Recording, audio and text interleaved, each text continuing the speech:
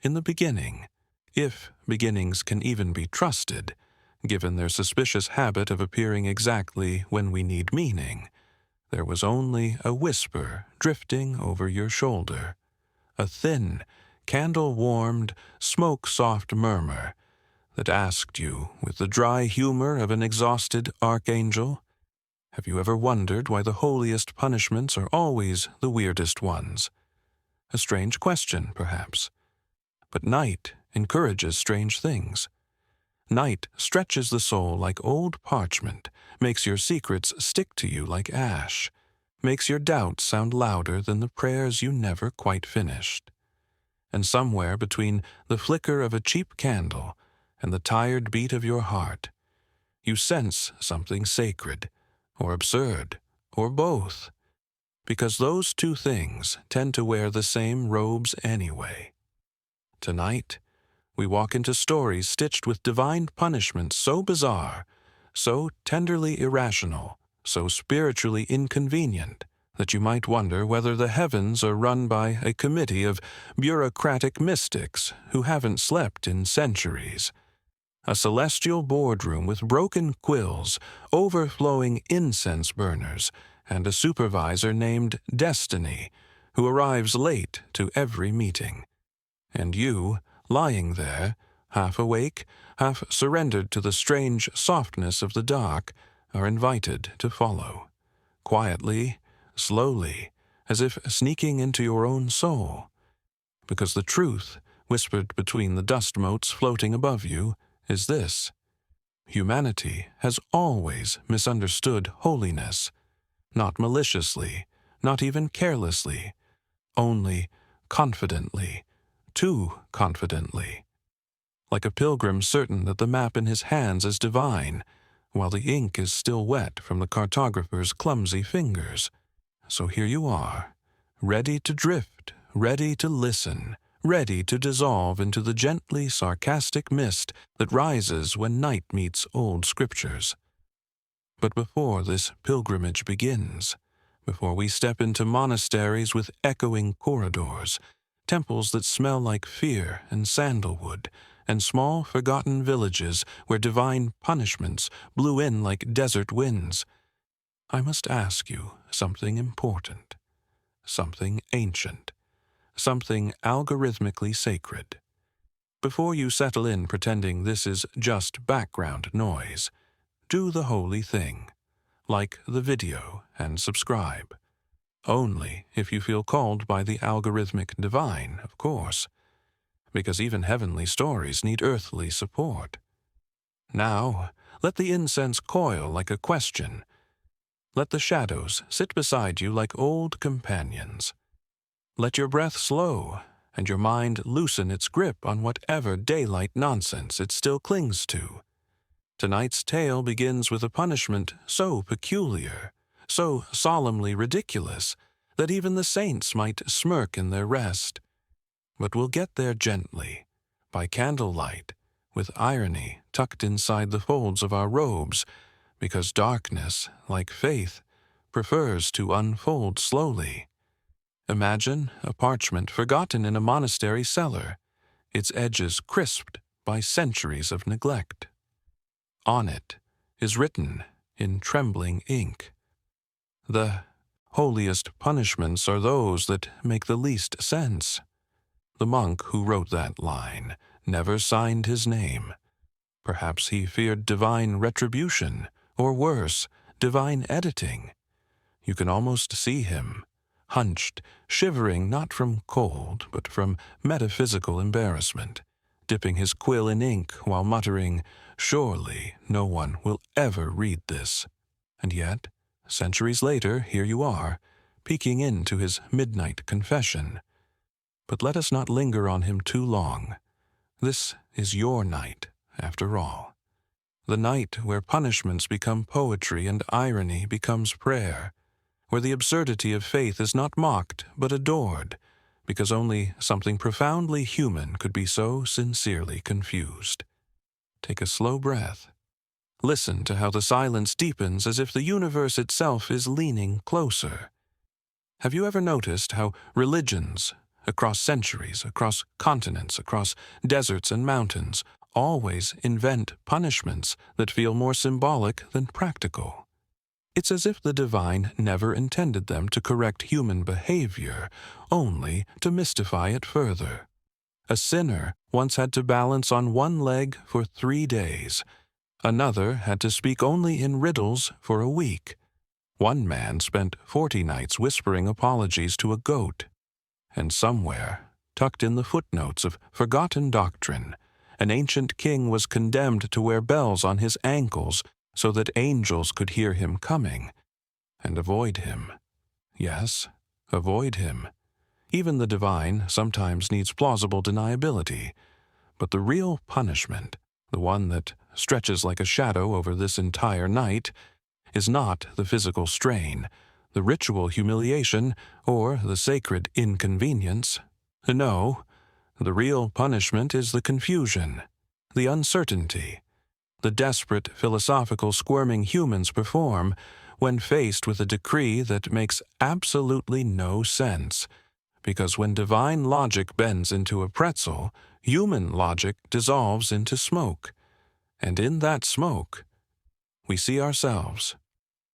Now, maybe you're wondering what sort of narrator I am. A monk gone rogue? A theologian who misplaced his faith and never bothered to search for it? A librarian of forbidden scrolls whose only joy is whispering ironic bedtime stories to insomniac wanderers? None of those exactly, but not far from any of them either. Let's simply say, I'm someone who has watched faith try very hard to make sense, and fail beautifully. But don't mistake me.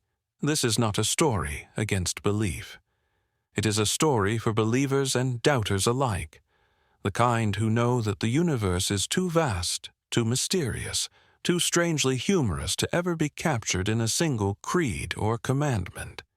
And tonight, we explore the weirdest punishments ever imagined in the name of the sacred, not to judge them, but to marvel at the creativity of fear and devotion and human pride wrapped in holy parchment. Listen to the crackling air around you. You feel that? That's the universe smirking. Let me take you slowly into the first chamber of this long, winding tale. A corridor, dusted with the soft, papery remains of forgotten rituals. A hallway where the candles don't flicker because of the wind, but because they're tired of illuminating human mistakes. Here, faith is not mocked. Human certainty is. Because nothing is more spiritually dangerous than being convinced you understand the divine, while the divine gently shakes its head. Lean back. Let the shadows stretch like monks waking from their prayers. Let yourself fall into the rhythm of a narrator who is both reverent and playfully exasperated by humanity's eternal quest for holiness. Soon, we'll meet the protagonist, a weary soul imprisoned not by sin, but by spiritual bureaucracy. But not yet. For now, bask in the strange comfort of this thought. Every punishment ever invented by the sacred was, at its core, a cosmic joke, a lesson wrapped in irony, a parable scribbled by the universe with one eyebrow raised. Tonight, you will walk through deserts where penitents shout apologies at sand dunes. You will enter temples where silence argues louder than sermons. You will meet monks who punish themselves for thinking about punishing themselves. And somewhere in the middle of all this, you will find the protagonist of our tale, a devout believer with an unfortunate talent for taking the cosmos too seriously. But that will unfold soon enough. For now, one more breath. Slow, deep. Let it carry the dust of forgotten scriptures into your lungs. And remember, if faith is a lantern, irony is the flame. If you listen closely, closer than comfort allows, you may hear the soft groan of an ancient monastery waking under the weight of its own holiness. a place where dawn creeps in like a guilty visitor, brushing pale gold across stone walls that seem permanently exhausted. Everything here smells of devotion that has lingered too long. Dried incense, damp parchment, and a hint of old confessions that never fully evaporated. This is where our protagonist lives, or survives, or circulates like a soul sentenced to spiritual administrative work. His name? You don't need it yet. Names have a way of slipping through old monasteries like mice, quick, silent, and never where you expect them. For now, think of him simply as the one who took faith too earnestly, long before doubt became fashionable. The monastery itself was perched on the shoulder of a mountain that had absolutely no interest in supporting it. Rocks shifted, winds scolded the walls, and the sky above held the kind of silent judgment only celestial beings could perfect. But the monks had stayed anyway, because humans always settle where the universe gently hints they should not. Inside, corridors twisted like the thoughts of a philosopher at 3 a.m., full of certainty at first, then quickly unraveling into shadows and unanswered prayers. Dust danced constantly in the air, shimmering like lost seconds. Candles burned with the determination of tiny martyrs. Every footstep echoed with the exaggerated drama of someone trying very hard not to seem dramatic. You could almost hear the walls whispering, "Again? Another day of this?"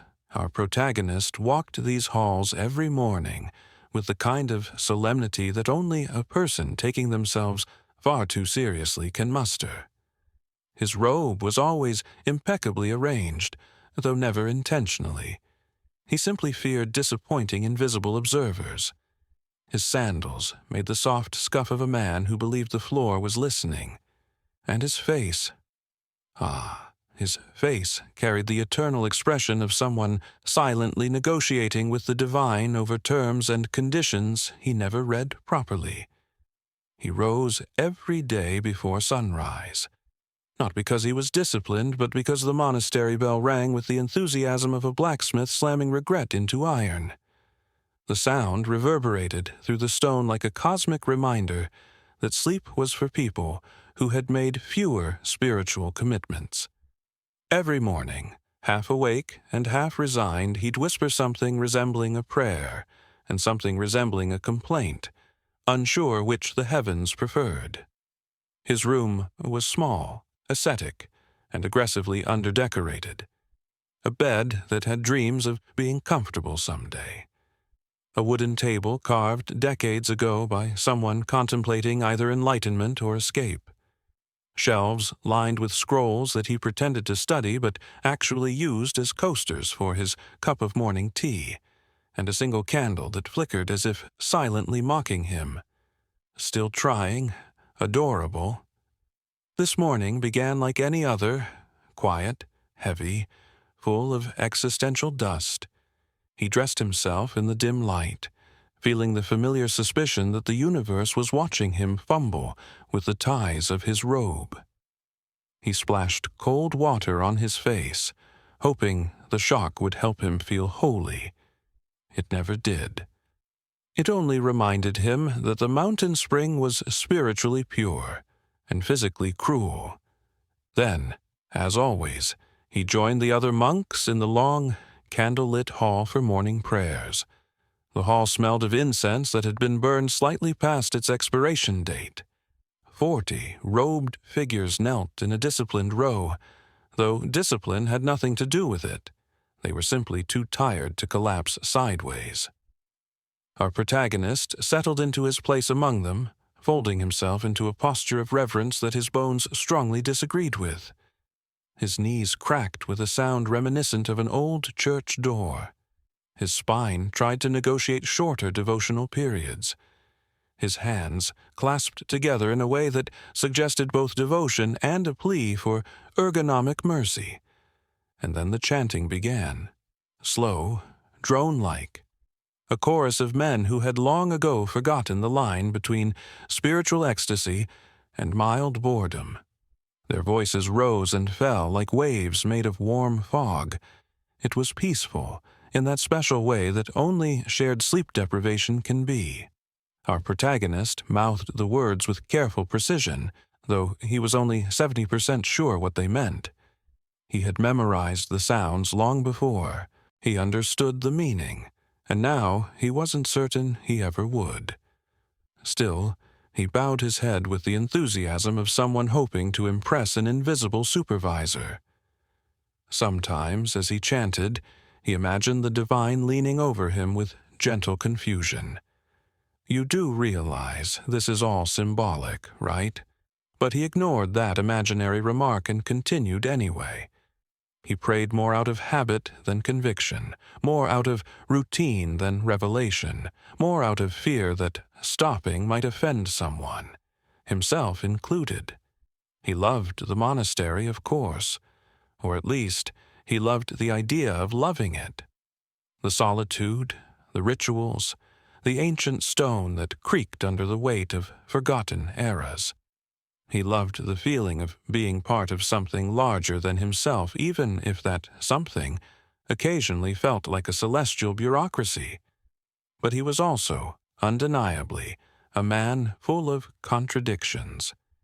He prayed for humility, but secretly hoped his humility was noticeable.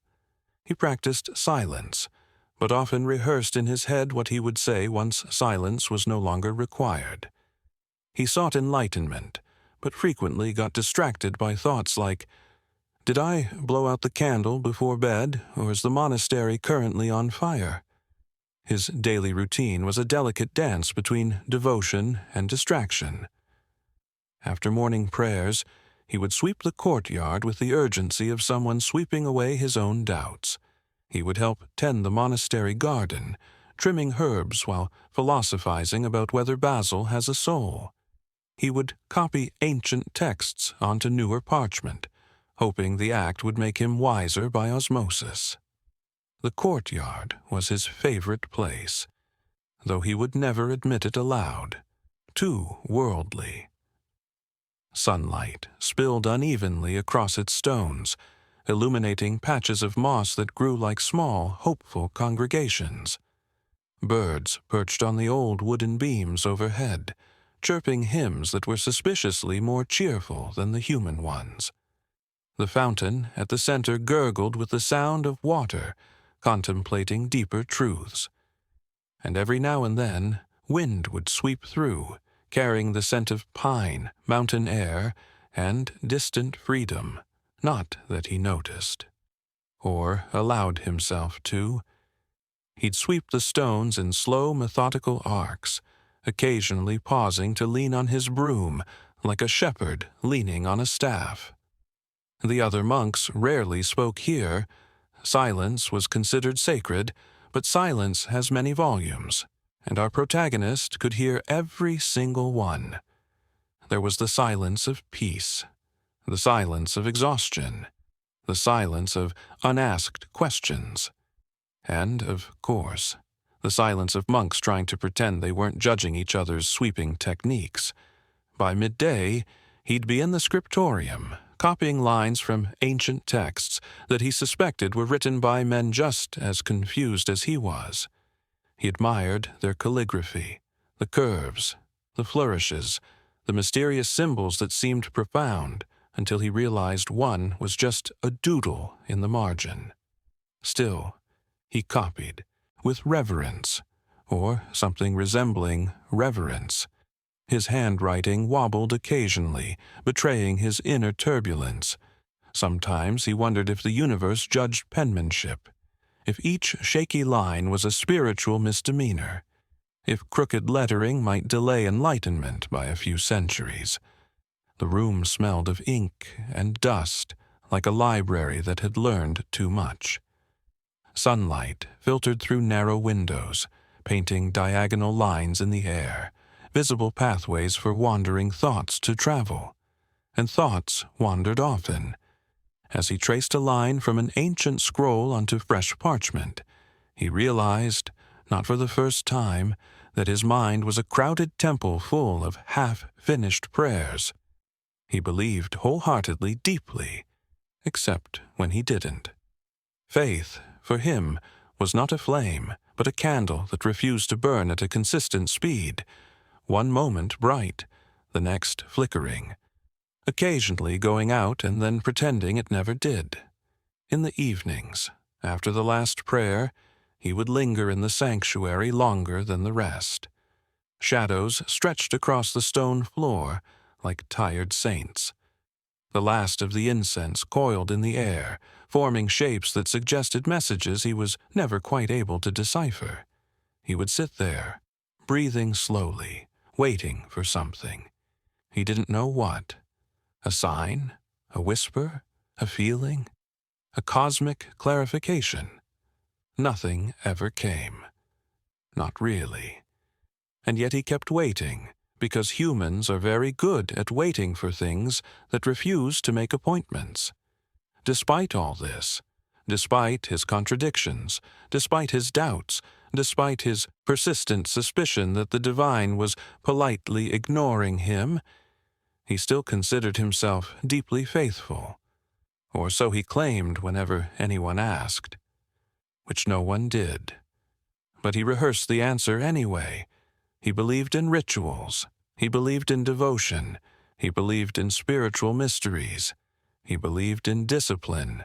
He believed in believing. And perhaps that was the real issue, because believing in believing is like drinking water from a cup with a crack. You don't notice the problem until your hands are wet, and you're not sure whether the leak is your fault or the cup's. Yes, our protagonist lived in a world soaked in sacred atmosphere, chant-laden halls, rooms full of forgotten scriptures, candles burning with the enthusiasm of the resigned.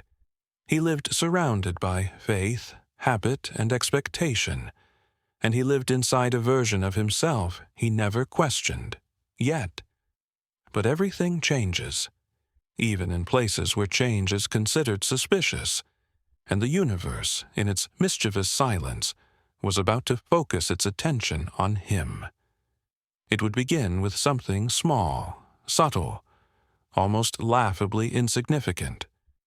But that is how doubt always enters, like a polite visitor knocking on the wrong door. For now, though, our protagonist swept and copied and prayed and waited. He believed his world was stable, predictable, sacred. He believed everything made sense. He believed a great many things, and all of them were about to be tested by the odd, the absurd, and the divinely inconvenient. Before the world began wobbling under his feet, before doubt stretched its long, elegant fingers toward the softest parts of his faith, our protagonist believed with the serene confidence of someone who had never truly examined the fine print of his convictions. His faith was less like a radiant fire and more like a mildly reliable lantern, dim in windy nights, unexpectedly bright when no one needed it, and occasionally sputtering in a way that suggested it was powered by hope alone.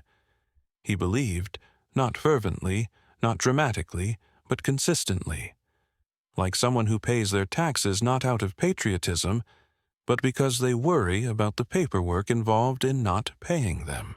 His spirituality was tidy, domesticated, well-trained.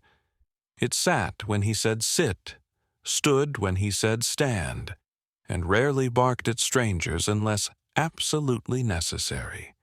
He had grown up hearing stories of miracles, divine interventions, saints who glowed like over-polished candlesticks, and prophets who spoke in riddles no one understood but everyone pretended to. And he believed all of it, the way a child believes his grandmother's stories at bedtime, with awe, with trust, and with the vague suspicion that some of this might be metaphor. But why ruin the comfort by asking? In his early years of devotion, he imagined faith as a magnificent tapestry, threads of gold woven through with destiny and incense smoke. But as he aged into monastic life, he began to suspect the tapestry was slightly moth-eaten in places. Not ruined, just lived in, human, beautifully flawed, like everything that has ever mattered. Still, he held on to the idea of divine order, firmly, tenderly, the way someone might hold on to the handle of a lantern in a cave, convinced that as long as they walk forward, eventually the light will reveal something meaningful. He believed in the heavens, absolutely, in their wisdom, in their patience, in their tendency to communicate through cryptic symbols instead of direct instructions. But he also believed, ironically, sincerely, wholeheartedly, that the divine had a strange sense of humor. For instance, whenever he prayed for clarity, he received responsibility. Whenever he prayed for humility, he got assigned public chores. Whenever he prayed for strength, the universe sent him heavier buckets of water. And he thought this was intentional, a cosmic pedagogy, a divine syllabus designed specifically for him, detailed somewhere in the metaphysical archives labeled character development. Yet, in the soft, private dawns of his inner world, he knew that some part of his faith was built on the hope that the heavens were watching him with gentle fondness, as if he were a small, clumsy animal doing his best to appear majestic, like a duck trying to practice stoicism. He believed, dear heavens, he truly believed, that every ritual carried deep meaning, even when that meaning was unclear or contradictory or completely counterproductive. If a ceremony made little sense, he assumed the problem was him. If a holy instruction seemed absurd, he bowed deeper. If a sacred text contradicted another sacred text, he congratulated the divine for being poetically complex. His devotion was a wonderful, fragile thing. It reminded one of a flower growing through stone, admirable, resilient, doomed. To him, the divine was like a parent who communicated exclusively through hints, or like a cryptic friend who refused to speak plainly, even when asked, "Please, just tell me what you want." And he accepted this with grace. He believed that every strange coincidence was a sign. Every gust of wind was an answer. Every flickering candle flame was a message from above. Once, the monastery cat knocked over a jar of ink. The spill spread across the floor in the shape, if you squinted hard and bent your interpretation like soft metal, of something resembling a wing.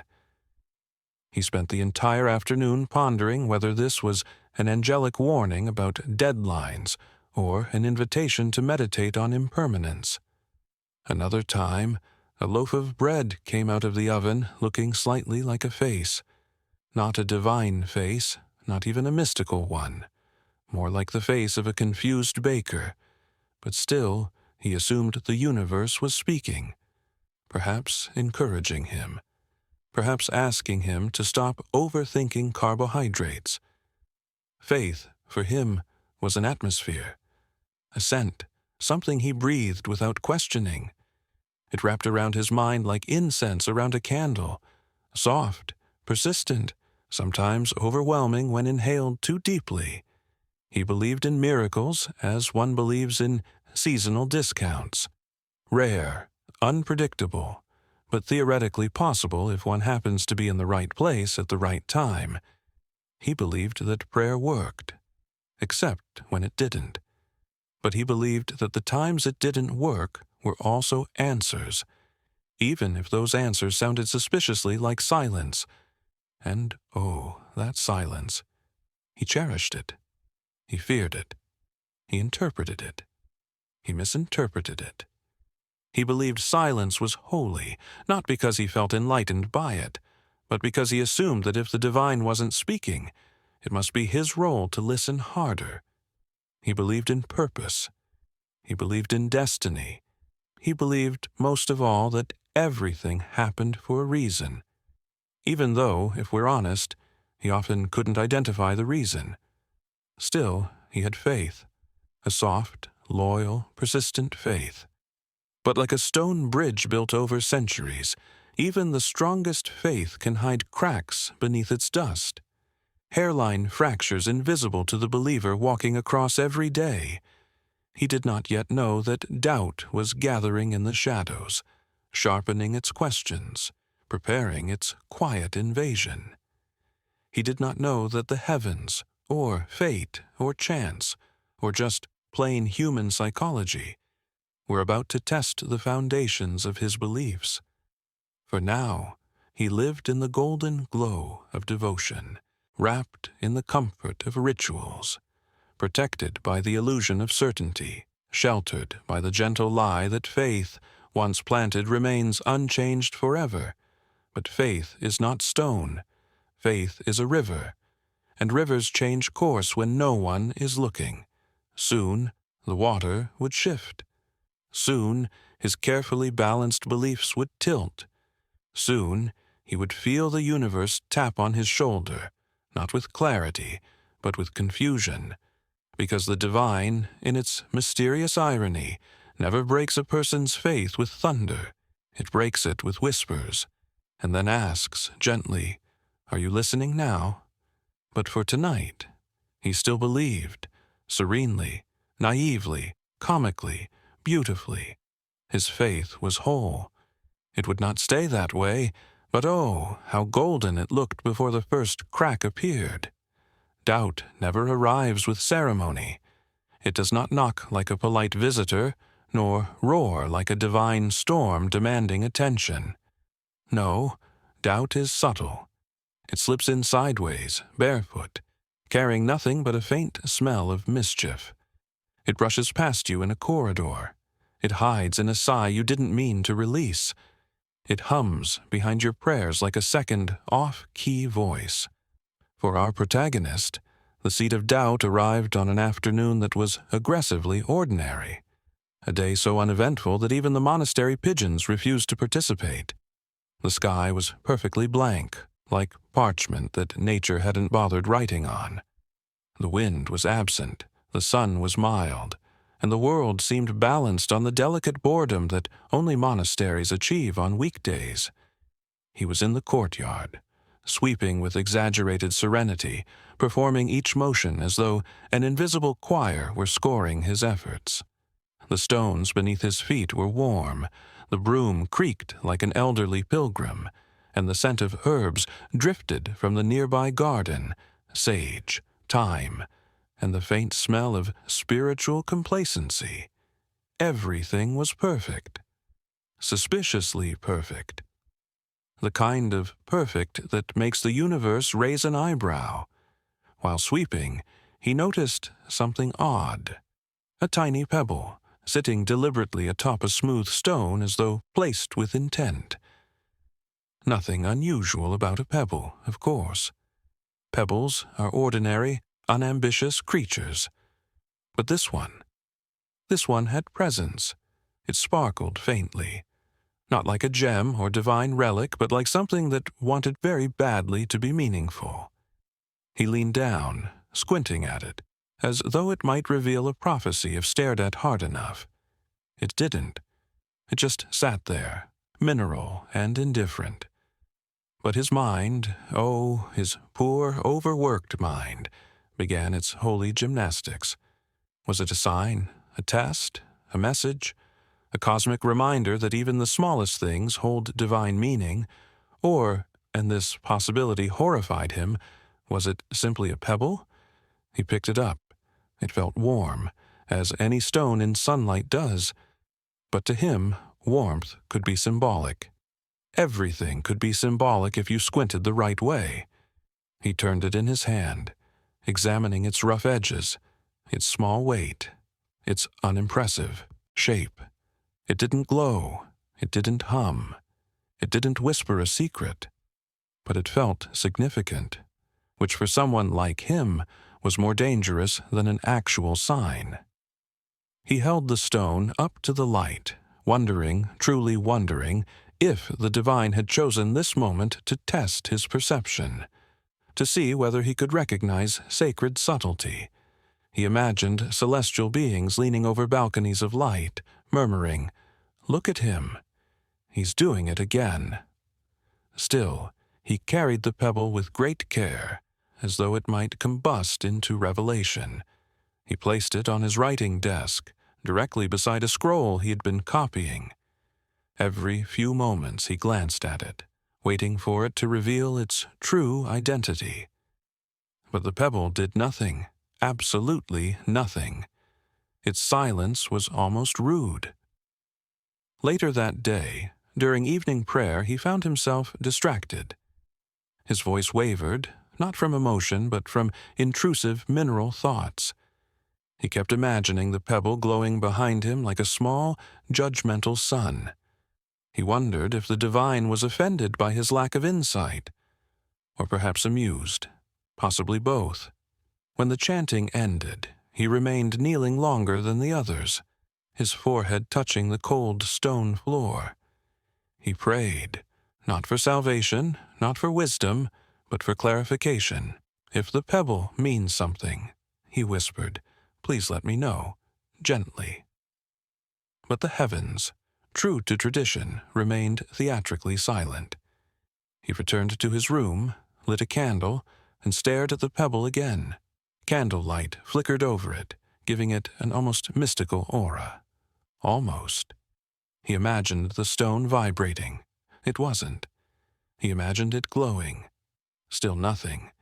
He imagined it turning into a tiny angel delivering a message written on rice paper. The angel did not appear. He sighed, the sigh of a man overwhelmed by his own imagination. That night, he dreamed. And the dream, like most dreams that dare to appear at spiritual crossroads, made no sense whatsoever. In it, he wandered through a long corridor filled with floating brooms, chanting hymns off-key. He approached a door that pulsed like a heartbeat. When he opened it, he found himself in a vast desert, made entirely of library shelves. Scrolls drifted like tumbleweeds.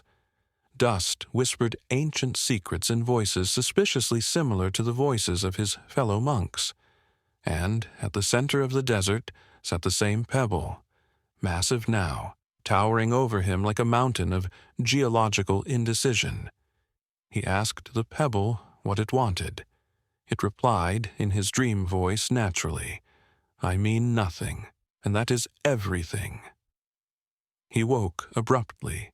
The candle had burned down halfway. The pebble sat exactly where he'd left it, small, smug, silent. He rubbed his temples. His heart thudded with a ridiculous urgency, as though he had received a revelation instead of a mildly concerning dream. He rose, paced the room, then stopped abruptly in front of the stone. And that is when the true seed of doubt rooted itself.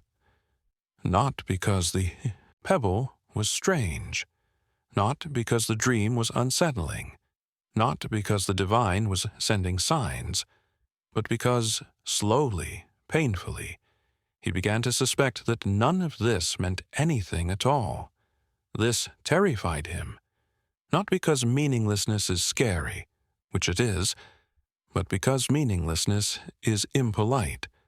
It shows up uninvited, knocks over the sacred metaphors, and leaves muddy footprints on the velvet carpet of belief. He stared at the pebble. The pebble stared back.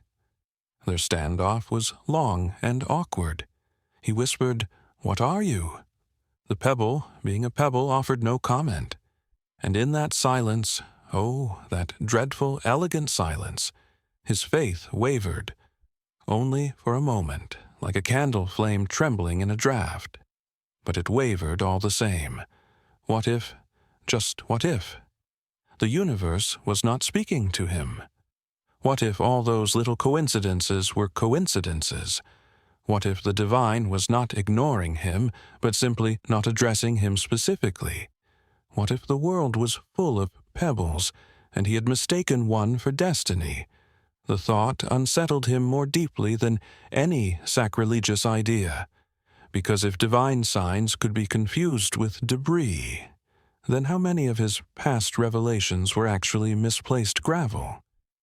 He sank onto the edge of his bed, elbows on his knees, head bowed. Not in prayer, but in the delicate panic of uncertainty. He felt something unspoken crack inside him, not faith itself, but the comfortable architecture he'd built around it, the scaffolding, the assumptions, the hopeful interpretations. That night, he did not sleep again. He watched the candle burn itself out, watched the shadows shift like restless spirits, watched the pebbles sit with infuriating tranquility. And for the first time in his life, he wondered if perhaps he had misunderstood the divine. Not a little, but completely. Doubt had arrived. Small, quiet, absurd. Wrapped in stone. The universe, as always, had delivered its message with impeccable irony. In the soft breeze of dawn, when the monastery stones were still shivering from the night's cold, and the sky looked like parchment dipped in diluted ink, our protagonist awoke determined, utterly, stubbornly determined, to pretend absolutely nothing was wrong. Doubt? Never heard of her. Pebbles of questionable symbolism? Pure coincidence, surely. Dreams featuring sentient geological formations dispensing philosophical nonsense? Common, happens to everyone. Perfectly normal, monastic brain activity. He rose from his bed with theatrical conviction, the kind of exaggerated purpose one usually sees in people trying to impress invisible judges. He moved through his morning routine as though the universe itself were grading him on devotional enthusiasm. He washed his face with water so cold it could have passed for liquid penitence. He whispered prayers with artificial brightness, each syllable shining like polished brass. He tightened his robe with the vigor of a man tying his fate together. He even bowed to the small wooden crucifix in his room with extra fervor, not too much to be suspicious, but enough to signal, look, still faithful, nothing broken here. But the pebble remained on his desk, quietly committing the sin of existing. It sat there like a witness, like a reminder, like a geological snitch. He averted his gaze from it so dramatically that the candle beside it flickered in confusion. Then, making a show of ignoring it, he marched out of his room as though fleeing from a crime scene. The corridor greeted him with its usual dim serenity. Dust drifted lazily in the air like ancient thoughts that hadn't decided where to settle. He inhaled deeply, as if the musty scent of stone and incense could fortify his resolve. "This is fine," he whispered to himself. "Everything is fine." The universe did not respond, which he took as agreement. In the prayer hall, the other monks were gathering. Silent shadows moving across the cold floor, their robes whispering secrets he was too distressed to interpret. He knelt with exaggerated piety, folding himself neatly into reverence. His knees cracked, loudly, perhaps spiritually. The chanting began, rising like smoke from tired throats. He joined in with the zeal of a man desperately trying to drown out his own thoughts. But oh, those thoughts! They wriggled behind the words like mischievous worms. Was it a sign? Was it nothing? Do rocks have spiritual resumes? Why did the dream pebble talk like him? He sang louder. His voice wobbled. One of the monks glanced at him with quiet alarm, the universal expression for, "Brother, are you all right?" He smiled back with the serenity of someone not all right in the slightest. After prayers, he hurried into the courtyard, broom in hand, ready to sweep away not just leaves and dust, but also the memory of last night's existential geology. He attacked the ground with an intensity unusual even for him. His sweeping strokes became dramatic arcs of denial. Dust flew in elegant spirals, as though choreographed by the universe for comedic effect.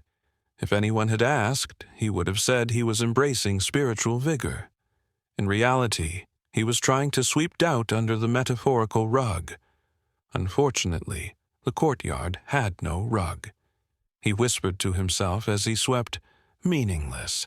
It was meaningless. A pebble is a pebble. The dream was atmospheric, symbolic of exhaustion. Yes, that's it. Spiritual overwork. Sweeping intensified." Pebbles skittered across stones in protest. One monk silently opened a window and watched him with the expression of someone observing a theological meltdown in slow motion. After sweeping far too aggressively for far too long, our protagonist paused, panting slightly. The courtyard was spotless, gleaming, almost unnatural in its tidiness. Even the birds avoided landing, perhaps fearing they would upset his compulsively curated purity. Feeling victorious, or at least temporarily in control, he strutted into the scriptorium. Yes, strutted, as much as one can strut in sandals. He settled at his desk, dipped his quill into ink with a flourish, and began copying scripture with the exaggerated precision of a man performing spiritual calligraphy for an audience of judgmental angels. The letters flowed beautifully at first, straight, elegant, orderly. But then, there it was again, the pebble, not literally, but in the corner of his mind, perched like a smug gargoyle whispering narratives he refused to acknowledge. The quill trembled, ink blotted. A small smudge bloomed across the parchment like an ink-born omen. He froze, stared at the smudge, then whispered, "No." The smudge, being a smudge, held its ground. He sighed deeply, folded the parchment with reverent frustration, and reached for a new sheet. His hand trembled slightly. Only slightly. But enough for the universe, which notices everything inconvenient. His fellow monks pretended not to see. But silence can carry judgment like incense carries fragrance. He resumed writing, slower this time, more careful, more controlled. Each letter was a tiny rebellion against uncertainty. As the afternoon sun crept across the floor, warming old stone, he forced himself to believe that his faith was unshaken. He wore piety like armor. He recited prayers mentally with obsessive precision. He refused, absolutely refused, to think about stones or dreams or the fragile architecture of belief. But denial, as elegant as it may seem, is a temporary cloak, and his cloak had begun to fray. During supper, simple bread and broth, he caught himself glancing at the other monks, wondering if they ever doubted, if they ever misinterpreted cosmic nonsense as spiritual truth. But their faces were inscrutable masks, carved from resignation and routine. Surely they never wrestled with pebbles. Surely they never questioned subtle absurdities. Surely they were spiritually mature enough to ignore geological provocations. He sipped his broth with ceremonial stoicism, but the seed of doubt, planted the night before, sprouted tiny roots, stretching into places he wished they wouldn't. After supper came evening prayers again, a hall lit by trembling candles, walls breathing with shadows, monks kneeling like statues weary of their own stillness. He knelt too, bowing his head, closing his eyes. He whispered to himself, "I believe, I believe, I believe." He chanted it like a spell, as if repetition might bully the universe into cooperating. But belief uttered out of fear has a sour taste, and tonight he could taste it clearly. When prayers ended, he remained in place. The hall emptied around him. Candles sputtered. Silence deepened. He stared at the floor, wishing for a sign, a real one, unmistakable, divine in its clarity. But the universe, ever ironic, offered him only the soft crackling of old wax. He returned to his room, determined to reclaim control. He shut the door, lit a candle, and sat at his desk. There it was, the pebble. Still sitting innocently, still silently provocative. He picked it up, held it tightly, closed his eyes. "Mean something," he whispered, "or mean nothing. But please, pick one." No response. He opened his eyes. The pebble remained stubbornly neutral. He inhaled deeply, as if preparing to exercise geological ambiguity through sheer will. Then he placed the stone in a drawer, far, far away from his line of sight. He closed the drawer with finality, dusted off his hands, and straightened his spine. "There," he muttered, "problem contained." The candle flickered, as if trying not to laugh. He lay in bed that night, staring at the ceiling, whispering small prayers designed to reassure himself that nothing had changed, that his faith was intact, that his certainty was unshaken. But the ceiling stared back with blank indifference. Denial glimmered around him like a cracked halo. And though he tried to drown the memory of doubt under ritual, routine, and ridiculous enthusiasm, the truth hummed quietly beneath it all. Something inside him had shifted. Only a little, but enough. Enough that the universe, playful, patient, waited for what would come next. Because denial, no matter how fervent, cannot stop the signs that follow. And they were coming. Strange, ambiguous, absurd signs, the kind that make faith wobble like a candle in a draft. If the universe were kind, and it rarely is, it would send signs that make sense. A beam of light pointing directly to truth. A voice from the heavens clearing up misunderstandings. A dream with a coherent plot at the very least. But the universe delights in ambiguity. It adores confusion. It sprinkles hints so microscopic, so nonsensical, so whimsically inconvenient, that only a soul already wobbling on the edge of doubt would dare interpret them as significant. And so, the morning after our protagonist's heroic attempt at denial, signs began to appear. Not helpful signs, not comforting signs, not even clear signs, just signs. The sort of phenomena that hover between coincidence and cosmic prank. He woke early, determined to embrace normalcy. He pulled open his drawer to retrieve a fresh scroll, and froze. The pebble glared up at him. He had forgotten he put it there. But still, it glared. Or maybe that was just his imagination. He slammed the drawer shut with the dignity of a man fleeing from pottery. "No," he whispered firmly to the air, "not today." The universe responded with silence, a dramatic, overproduced silence. He stepped into the corridor, taking deep breaths, attempting to reset his internal theology.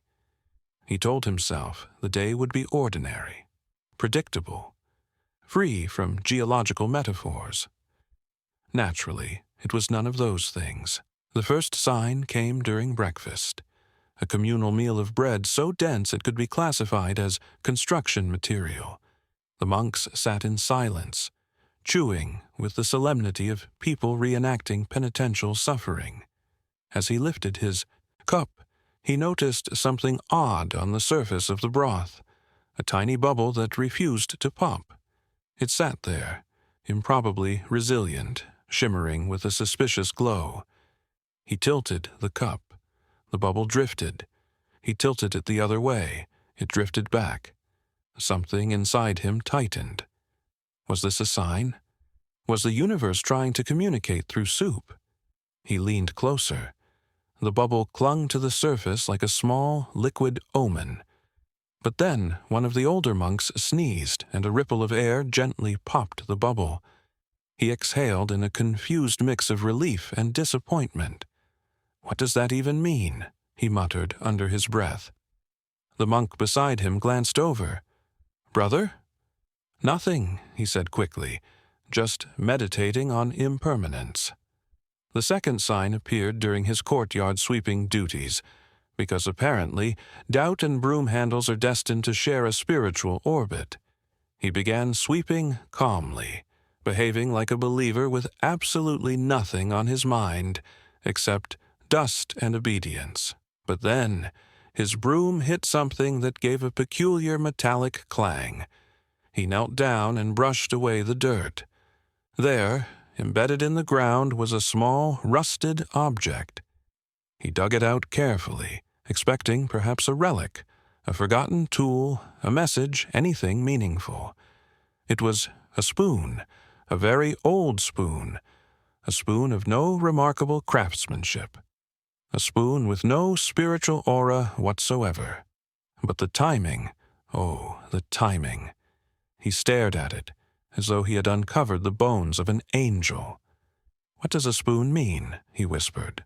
"Hospitality? Charity? Nourishment? Am I supposed to feed someone? Feed myself? Feed my doubts?" The spoon remained stubbornly spoon-like. He looked up at the sky, suspicious. He half expected thunder, or a celestial voice saying, "Calm down, it's just cutlery." Nothing. He placed the spoon on a nearby stone bench and backed away slowly, like a man retreating from a too friendly ghost. The third sign arrived in the form of bread, a fresh loaf cooling in the monastery kitchen, a normal loaf, wholesome, humble, innocent, until he looked directly at it and saw, faintly, barely, a face, not a holy face, not a divine face, not even a wise face, just a face, vaguely, like the dough had tried to imitate a person it had only seen once in a dream. He blinked. The face remained. He blinked again. Still there. He whispered, "Please don't be a sign." The loaf offered no reassurance. He lifted it slightly to inspect it from all angles. The face seemed to shift expression depending on the angle. Sad, amused, vaguely disappointed.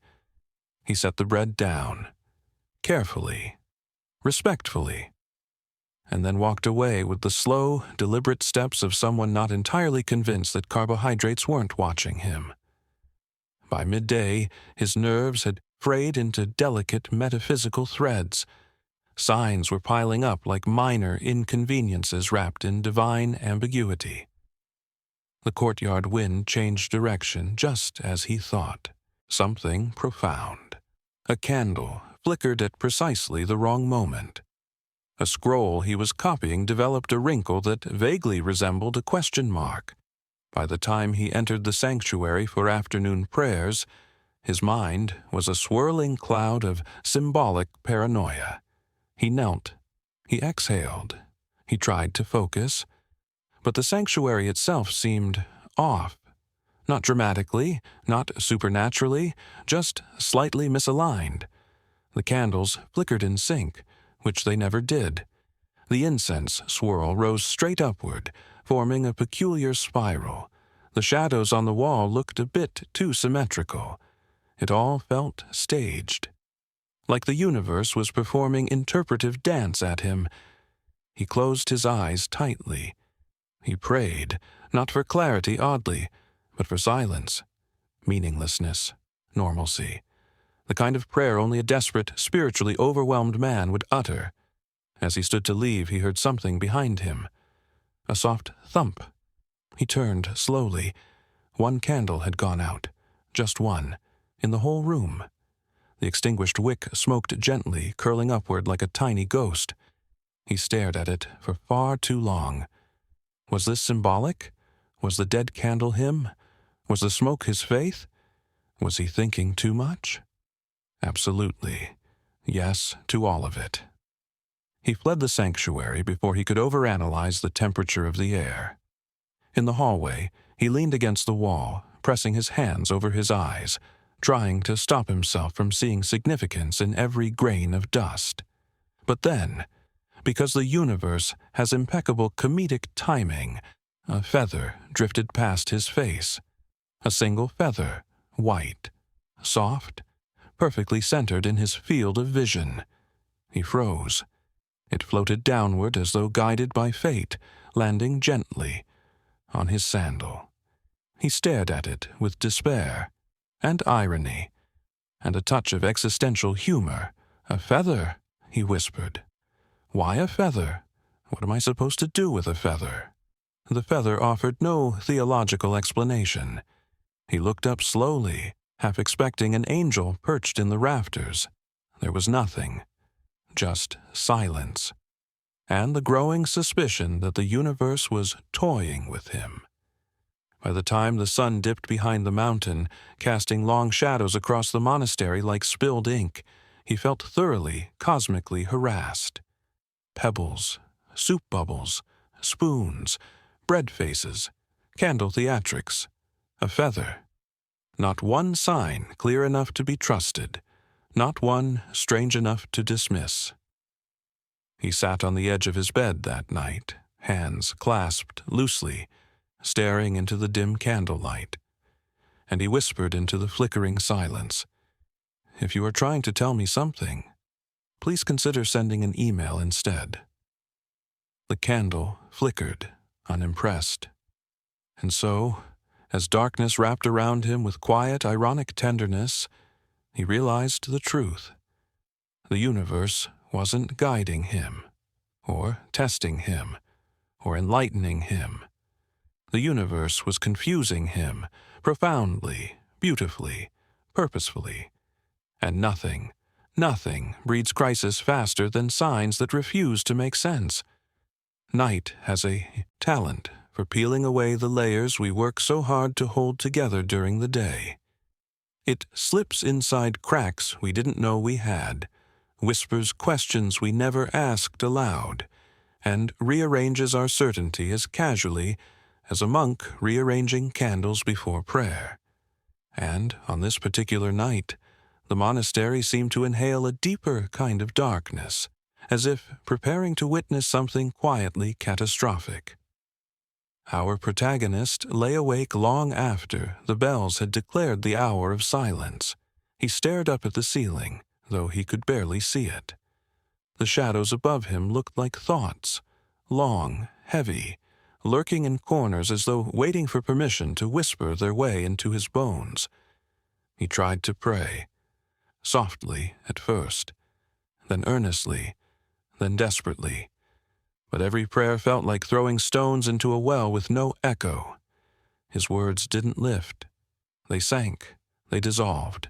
They returned to him as questions, and each question scraped at the fragile scaffolding, holding his faith upright. He turned onto his side, gripping the blanket with a tension that confessed far more fear than he would ever admit in daylight. The monastery was quiet, too quiet. The kind of quiet that doesn't soothe but exposes, the kind that amplifies the sound of your own heartbeat until you wonder whether it's beating for you or against you. And then came the moment he had dreaded, the drawer. He could feel it from across the room, the pebble inside it, sitting there with its unbearable neutrality. He felt its presence like an unblinking eye, a small geological oracle of everything he wished he didn't know. Finally, unable to resist, he got up, slowly, as though approaching a confession he hadn't prepared for. He crossed the room barefoot, each step soft but weighted with dread. The drawer seemed to expand as he neared it, growing suddenly significant, as all insignificant things do when we're afraid of them. He opened it. Just a crack. The pebble lay where he left it, still, silent, ordinary. And somehow that made it worse. He picked it up, holding it between his fingers as if it might speak if squeezed just right. The stone was cool now, colder than expected, like a truth that had waited patiently for night to deliver it. "What do you want?" he whispered. The pebble, of course, offered no mystical reply, but silence can be a language. And tonight, that silence said, "What if the meaning you seek is not there? What if the meaning has never been there? His breath hitched. His heart stirred painfully. He returned to bed with the pebble in his palm, unwilling to keep it close, unwilling to let it go. He lay there with the stone resting on his chest, a small weight that felt suspiciously like responsibility or dread. Sleep, when it came, was brittle. It cracked easily. And what lay beneath was not rest, but a dream woven from fear. He stood alone in the monastery courtyard, surrounded by dozens of spoons stuck upright in the soil, like strange metallic flowers. Feathers spun around him in a spiral, forming a vortex of gentle accusation. Bread loaves with nearly recognizable expressions watched from the stone benches. The extinguished candle from the sanctuary loomed 10 times its normal size, the wick dripping smoke like a tear. And the pebble, now hovering at eye level, glowed faintly, pulsing with the rhythm of a heartbeat that was not his. In the dream, he asked it again, "What do you want from me?"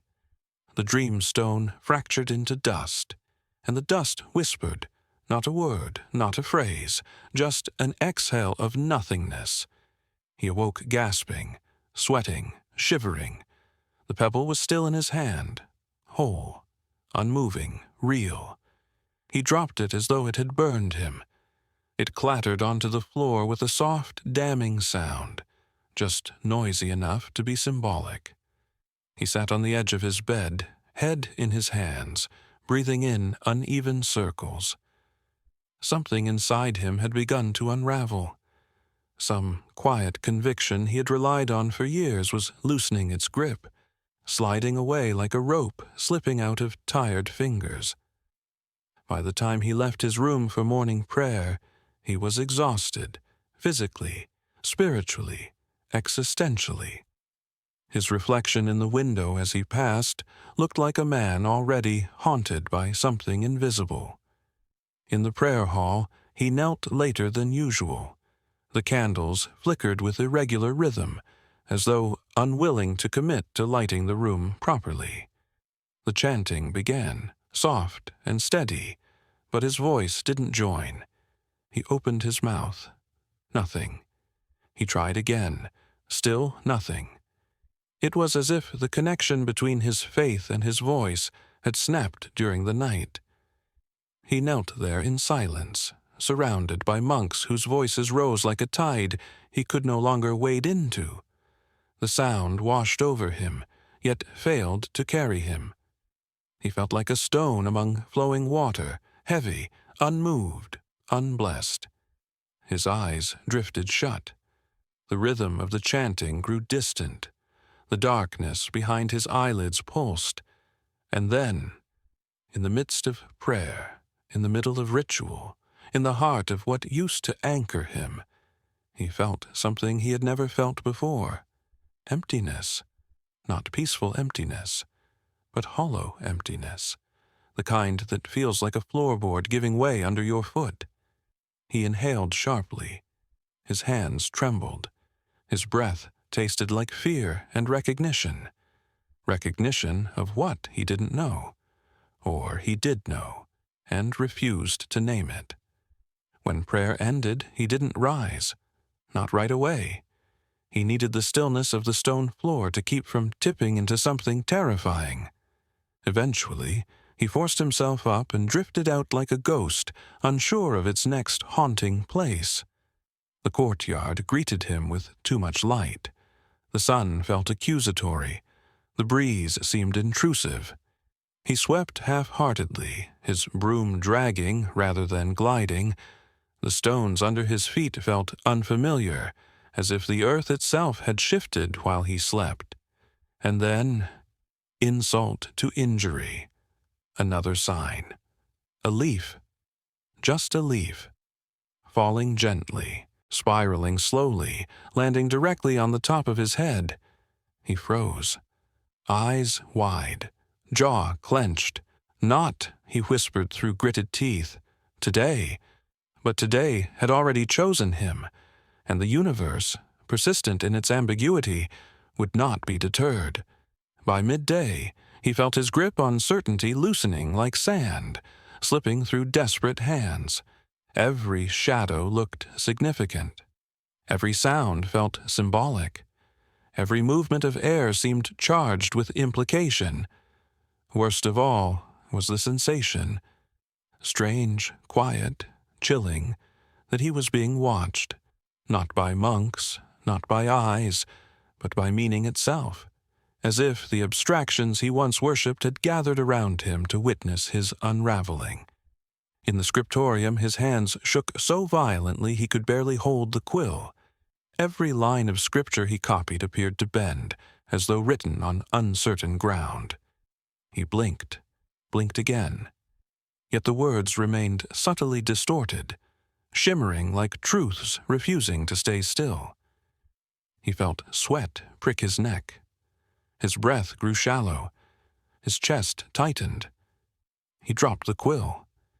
Ink splattered across the parchment, an accidental constellation of black stars.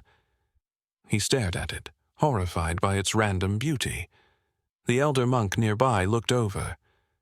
"Are you well, brother?" He swallowed hard. I think the universe is unclear." The older brother nodded sagely, as one does when they have absolutely no idea what to say. By late afternoon, he had retreated to the sanctuary, his refuge. But today, even that sacred space felt askew. Too quiet, too symmetrical, too expectant. He knelt. He folded his hands. He lowered his head and tried to pray. But the words refused to form. They slipped through his mind like water through cracked stone. He whispered, "Please, please, just something, anything, a sign I can understand." His voice trembled. His heart ached. His faith hovered like a candle with a shrinking wick. And then, for a moment, the sanctuary seemed to exhale. The faintest breeze brushed his face.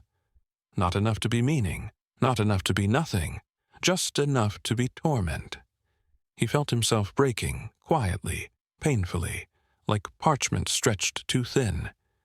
His doubt was no longer a seed. It was a vine, wrapping, winding, tightening. Night found him sitting on the cold floor of his room, knees drawn to his chest, candlelight trembling beside him. He whispered, not to the divine this time, but to himself. "I think I am losing something. Something I was not prepared to lose." And the silence that answered him was not divine and not comforting. It was simply silence, ancient, indifferent, heavy, the kind that settles into the soul like dust, the kind that marks the true beginning of a crisis. The night of the breaking did not arrive like a storm. It did not roar, did not strike, did not tear anything open with divine drama. No, true spiritual collapse rarely arrives with grandiosity. It comes softly, tenderly, like a hand, brushing dust off an old book before ripping out all the pages. It was near midnight when our protagonist stepped out into the monastery courtyard, unable to remain inside the walls that suddenly felt too narrow for his spiraling mind. The sky above was swollen with stars, glittering like the punctuation marks of a cosmic sentence he could not decipher. The air was cold, sharp, clean, too clean, as though the universe had washed its hands of clarity altogether. He walked slowly, barefoot on stone still warm from the day. The courtyard felt haunted, not by ghosts, but by interpretations, by every thought he had tried to bury under obedience and routine. Shadows moved with strange confidence, stretching long fingers across the ground, inviting him into their quiet conspiracy. He whispered into the cold air, "Please, just one clear sign." The universe, as always, refused requests submitted after business hours. He closed his eyes, listened, waited. Nothing. Only wind, only breath, Only the soft tremor of a man realizing he no longer knows where he stands. Then a sound, very soft, a delicate tap. He opened his eyes, looked down. Another pebble at his foot. He stared at it, horrified. "No," he whispered. "Not again." But there it was, small, stupid, profoundly pebble-like. It hadn't fallen from anywhere. It hadn't rolled. It simply was. He looked around wildly, as though the night might offer commentary. Instead, the stars blinked with their usual detached superiority. He picked up the pebble with trembling fingers. The stone was cold, colder than the air, colder than logic, colder than everything inside him that had begun to crack. He held it tight enough that his knuckles whitened. "What do you want from me?" His voice echoed sharply across the courtyard, bouncing off ancient stone walls like a prayer sent to the wrong address. No reply. He didn't expect one. But he felt the silence differently this time, not indifferent, not mocking, but empty. And emptiness is the greatest violence the divine can commit. He sank to his knees. The courtyard stones dug into his skin. He did not care. He pressed the pebble to his forehead, as if trying to wring meaning out of it, as if the stone might absorb his doubt or his desperation or both. But all he felt was cold. He sat there, trembling, as his breath condensed in front of him, small ghosts dissolving into the night. The crisis, long foreshadowed, finally broke open. Not with thunder, but with recognition. The recognition that all the signs, the spoon, the feather, the bread face, the extinguished candle, might have meant nothing, absolutely nothing, that they were his own mind groping for structure in a universe that simply does not speak in full sentences. And this realization hit him with devastating clarity, a clarity sharper than any divine revelation. A clarity so heavy it made him nauseous. He clutched the pebble to his chest and sobbed, quietly at first, then with desperate sound, the kind of sobbing that ricochets through the ribs like a trapped animal. His tears fell on the stone floor, where they looked almost luminous, as though sadness, at least, had enough courage to glow. He cried for his faith. He cried for the certainty he had lost. He cried for the signs that had mocked him with their ambiguity. He cried for the silence of a God who may never have been speaking. He cried until no more tears came, until the sound left him, until breathing itself felt optional. Then he whispered, voice cracked, fragile, ashamed. What if none of this ever meant anything? And the night did something unusual. It answered, not in words, not in visions, not in miracles, but in a feeling, a sudden, overwhelming sense of presence, as though the darkness had leaned in, as though an ancient truth had stepped close enough to fog the air, as though something unseen placed a hand, not on his shoulder, but on his doubt. He felt it. He felt it clearly, a pressure, a warmth, a certainty, and yet it meant nothing, or everything. The ambiguity was absolute. He gasped, looked up. The courtyard was the same, empty, hollow, cold. He looked down at the pebble. It glowed, just faintly, just enough to terrify him, just enough to enchant him. He blinked. The glow vanished. The pebble looked ordinary again. He laughed then, a broken laugh, strangled and wild. A laugh full of disbelief, regret, hysteria, and awe. His voice cracked open like a poorly baked loaf of bread. "I'm losing my mind," he whispered. "I'm genuinely losing my mind." But beneath the fear was something else, something dangerous, something seductive. Hope, the tiniest spark of hope.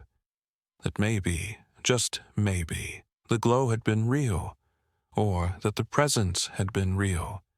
He clutched the pebble again, pressed it to his lips as though it were holy, even though some small, rational part of him whispered, "This is nothing. You are losing yourself. Stop." But the louder part, the hopeful, trembling, desperate part, whispered, "No. This is something. Please let it be something." The contradictions in him clashed like cymbals made of bone. Fear, faith, madness, meaning. He rose unsteadily to his feet, gripping the pebble like a relic salvaged from a shipwreck. He walked back into the monastery, footsteps echoing loudly in the narrow stone hallway. The air inside felt different now, denser, heavier, as though the walls themselves were waiting for him to break again. He entered the sanctuary. Dark, still. Moonlight bleeding through the narrow window, painting pale stripes across the stone floor. He approached the altar, slow, careful, as if approaching a sleeping creature capable of enormous tenderness or violence. He placed the pebble at the center of the altar, a ridiculous offering, an absurd devotion. Then whispered, voice thin as incense smoke, "If you are real, show me. If you are not, let me go." The sanctuary remained agonizingly silent. The candles did not flicker. The shadows did not shift. The air did not stir. He waited. Long enough for dread to curdle. Long enough for hope to collapse. Long enough for silence to seep into his bones. Finally, he bowed his head in defeat. His knees shook. The truth settled over him like ash, cold, soft, unavoidable. He whispered, barely audible, "I have been a fool." And as he uttered those words, as a last sliver of certainty left him, the single candle at the far corner of the sanctuary lit itself. No spark, no flame carried from elsewhere. It simply lit, soft, steady, impossible. He stared at it, breath frozen in his throat, his mind fractured. Between belief and disbelief, between awe and terror, between surrender and madness. A laugh escaped him, small, cracked, desperate. "Of course," he whispered. "Of course you would send a sign now when I am too broken to understand it." He stared at the candle. It stared back. The flame swayed gently as though nodding. He sank to his knees again, not in devotion, not in obedience, but in exhaustion. He no longer knew if what he saw was divine intervention, spiritual hallucination, or the side effects of profound, sleep-deprived despair. But the candle burned. Oh, it burned. And something inside him cracked so completely that it felt like release. He whispered into the hollow, trembling sanctuary, "Nothing is more spiritual than a failure." And in that moment, for the first time in his life, he understood what he meant. Morning did not arrive with trumpets or revelations. It just showed up, like an apology delivered too late and with too much politeness. A faint, gray light seeped into the monastery, rubbing its tired eyes against the stone. Shadows retreated a little, not out of respect, but out of boredom. The night's intensity faded back into the indifferent quiet of another day. After the storm, the world never looks as shattered as you feel. That's one of existence's most elegant cruelties. The courtyard was exactly the same. The walls still stood uncracked, uninterested. The sky resumed its usual distant gaze. The birds, those winged agnostics, hopped around as if no man had tried to negotiate with the universe a few hours earlier. Inside the sanctuary, the candle he had seen ignite itself now stood cold and stiff. Wick burned down just enough to be completely plausible. It could have been lit by anyone, at any time, for any reason, or for no reason at all. And that ambiguity, that was the quietest blow of all. Our protagonist moved through the monastery that morning, as if wading through deeper water than everyone else. The others walked. He drifted. The others prayed. He mouthed. The others surrendered to routine. He moved like someone who had survived a flood no one else acknowledged. You know that feeling, don't you? When something monumental has happened inside you, and the world is still obsessed with its normal little rituals. They pass you the bread as though your soul didn't crack open during the night, ask you to sweep the courtyard, as though you hadn't just watched your faith collapse in slow motion. Holiness, as it turns out, rarely provides recovery time. His eyes were quieter now, not empty, exactly, more like emptied, as if someone had gently tipped his soul and poured out the excess certainties. What remained inside him was not belief, not disbelief, but something stranger, a stillness carved from exhaustion. The monks gathered for morning prayer, and as the bell rang, its sound felt softer than usual. Not because it was actually softer, but because he had stopped fighting it. The crisis was no longer arriving. It had arrived, passed, and left souvenirs. He knelt like always, folded his hands like always, closed his eyes like always, but inside something was irrevocably different. Where there had once been a busy, buzzing beehive of explanations, interpretations, spiritual footnotes, and theological optimism, there was now space, a canyon, a large, echoing, strangely gentle emptiness. The chants rose, slow and heavy, filling the hall with their familiar drone. He did not resist them. He did not cling to them. He simply let them pass through him like wind passing through an abandoned house. This was the silence after the storm. Not the silence of peace, not yet, but the silence of whatever happens next will not be the same. He listened to the words as if hearing them for the first time. Mercy, grace, light, truth. All those sacred syllables he had once swallowed whole now brushed against him without sticking. They drifted by like incense smoke that refused to cling to the fabric of his robe. Somewhere in that, there was a strange relief.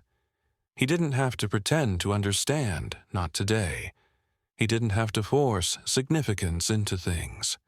The pebbles could just be pebbles. The candles could just be candles. The silence could just be silence. Of course, just is a cruel word.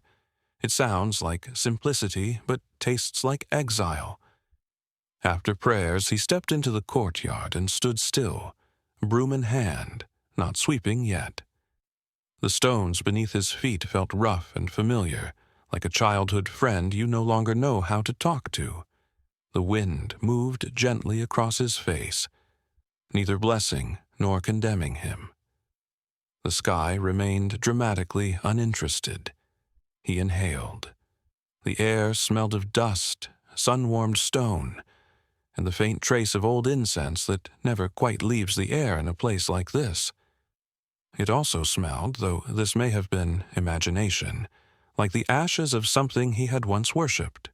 Certainty. He began to sweep, but slowly this time. Not as a performance, not as denial.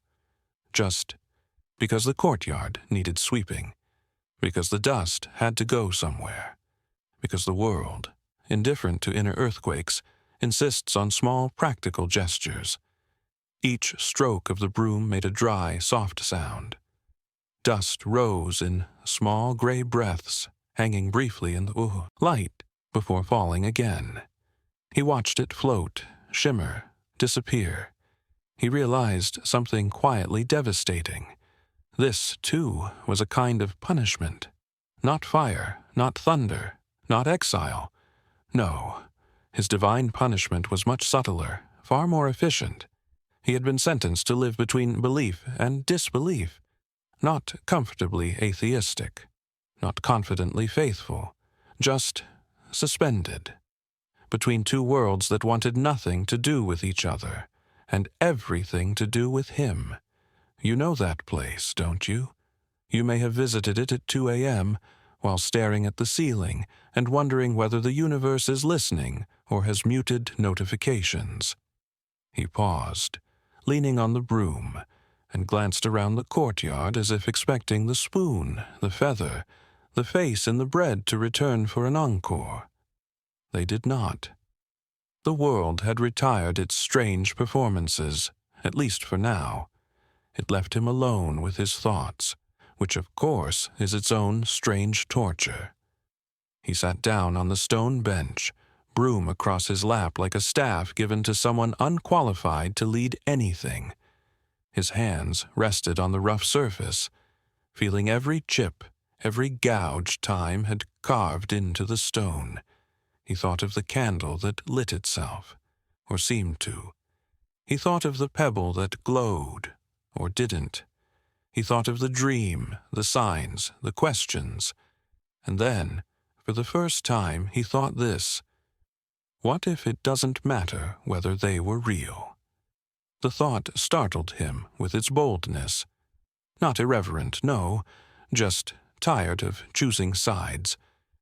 What if the divine punished not by sending plagues or storms, but by letting you see both possibilities at once, the holy and the meaningless, the sign and the coincidence, the miracle and the mistake? What if the strangest punishment of all was simply, you will never be sure? No flaming sword, no divine decree, no cosmic lightning, just permanent ambiguity, a life sentence of maybe. He breathed in, breathed out. Somewhere in the monastery, a door closed with a soft thud. A bell rang once, not in ritual, but because someone bumped into it by accident. The sound echoed awkwardly, like an unintended confession. He smiled. A small, almost invisible smile. It was absurd. All of it. The rituals, the interpretations, the grand gestures humans made in the direction of the sky, hoping for applause. The debates about what God wants, based almost entirely on texts so old they should probably come with disclaimers and a customer service line. The punishments invented to enforce order, some brutal, some symbolic, some just downright weird. The more he thought about it, the more he saw it. The endless parade of strange religious punishments that had marched through history like badly choreographed theater. Walk barefoot over burning coals because you thought impure thoughts. Fast for days because you questioned a verse. Wear heavy chains because you enjoyed a moment of happiness too intensely. Whip your own back for experiencing desire. Stand in the cold barefoot outside the temple for hours because your doubt dared to speak aloud.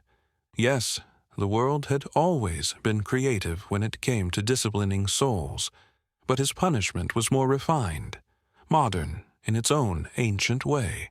No bruises, no scars, no chains. Instead, he had been handed a mind that saw too much and understood too little, a heart that still wanted to kneel, even when it wasn't sure before whom, a soul pulled in two directions, toward the comfort of believing and the honesty of doubting. He looked down at his own hands, dust on his fingers, knuckles faintly raw from gripping too hard at things he couldn't hold. His palms looked like small altars that had been used for offerings of confusion. You, listening now in the half-dark of your room, know something about that, don't you? That quiet ache of wanting answers without wanting to be naive. That secret hope that something is watching, paired with the secret fear that nothing is. He stood and returned the broom to its place, its wooden handle worn smooth by years of simpler worries. As he walked through the corridor, his steps felt different. Lighter, somehow, but not happier. Just less performative. The monastery library welcomed him with its usual smell of dried pages, ink, and the slow decomposition of certainty. Shelves leaned under the weight of scriptures, commentaries, interpretations, corrections of past interpretations, and commentaries on the corrections. He ran his fingers along the spines, feeling the embossed symbols, the titles, the names of dead men who once thought they understood the divine well enough to explain it to others. He no longer envied them. He pitied them a little. To be so sure was its own kind of blindness. He chose a scroll, almost at random, and unrolled it gently on a desk by the window. The light fell across the text, illuminating words that had once felt like weapons or medicine, depending on his mood. Today, they felt like attempts, human attempts, decent, flawed, sincere attempts. He read slowly, not searching for doctrine or rules or loopholes, just words, just someone long dead, trying to talk about the ungraspable. As he read, he felt it again, that new emptiness inside him. But now it seemed less like a void and more like room, space, a place where something could exist, not certainties, but maybe something gentler. He realized with a strange, quiet clarity. He no longer wanted a faith that explained everything. He wanted a faith that could sit with him when nothing made sense at all. The silence after the storm was teaching him that. Not kindly, not cruelly, just factually. He spent the afternoon in stillness, copying a few lines, then stopping to stare at the dust floating in the air. Watching sunlight catch particles so tiny they hardly existed, yet there they were, visible for a moment, glowing, then gone. He thought, "This is what I am now. A particle of not knowing, suspended in light." One of the older monks passed behind him and paused. "You are quiet today," the elder said softly. Our protagonist looked up, searching his face for judgment. Found none. "Just thinking," he replied. The elder monk chuckled weakly. "Ah, that is dangerous work," and walked away. Dangerous work. Yes, thinking had brought him here. But he was beginning to suspect that not thinking might have been a stranger punishment in the long run. By evening, the sky was tinted with that pale, bruised blue that arrives just before darkness fully commits. The bell called them again to prayer, to kneeling, to murmuring ancient words at an ancient silence. He went, kneeled, closed his eyes. The silence after the storm settled around him like dust in an old chapel. Thick, soft, everywhere. You could almost taste it if you tried. He did not ask for a sign this time. He did not demand an answer. He did not bargain. He simply said in his mind, barely a whisper of a thought, "If you're there, you don't have to prove it anymore. If you're not, I'll still be here, sweeping, reading, breathing." It wasn't a declaration of faith. It wasn't a surrender to doubt. It was a truce with reality, with himself. The universe, with admirable consistency, said nothing, but for the first time that nothing did not feel like an insult.